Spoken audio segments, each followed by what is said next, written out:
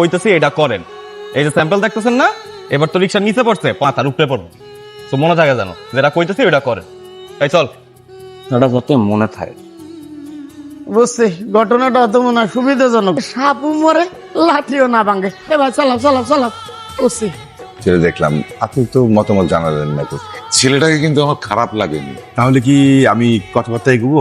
দেখ, মানে আমাদের মতামতই তো শেষ না। ওখানে রিয়া কি বলে? এখানে আছে, তাহলে ডাক দিই। হ্যাঁ। রিয়া, মামনি এদিকে আসতো। তোর বড় চাচা আর আমি তোর জন্য কালকে একটা ছেলে দেখতে গেছি। আমি আর কি বলবো, ওদের যেটা ভালো মনে হয় সেটাই করো। তার সাথে কালকে একটা কথা বলে টাইম ফিক্সড করে নিয়ে। কি বলতেছো চাচা? মানে একটা অচেনা অপরিচিত ছেলের সাথে কিন্তু আমার ভালোই মনে হয়েছে। শিক্ষিত ছেলে, কোনো ছেলের মধ্যে মনে হয়নি বাজে কোনো স্বভাব আছে। এই যে এইটা হইতেছে তোমাদের জেনারেশন আর আমাদের জেনারেশনের মধ্যে ডিফারেন্স। দেখে বোঝা যায় না ভিতরে কি চলতেছে।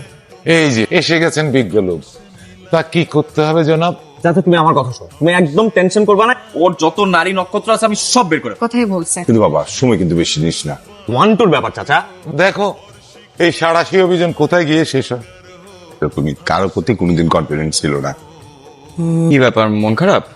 না তো, না, এই যে তোমার বিয়েটা হতে হতে হলো না। ওই লোককে তো আমি কখনো দেখিই নাই। রিয়েলি সরি, আসলে আমি না আসলে লোকের চেহারা তুমি সবার সামনে এক্সপোজ করে দিছো। বয়ফ্রেন্ডের সাথে বিয়ে হওয়ার কথা ছিল, সেই বিয়ে তুমি ভেঙে দিছো। রিয়া, তোমার কি আসলে কোনো বয়ফ্রেন্ড নেই? বয়ফ্রেন্ড থাকলে তুমি জানতা না, তোমাকেই তো বলতাম। তবে সবই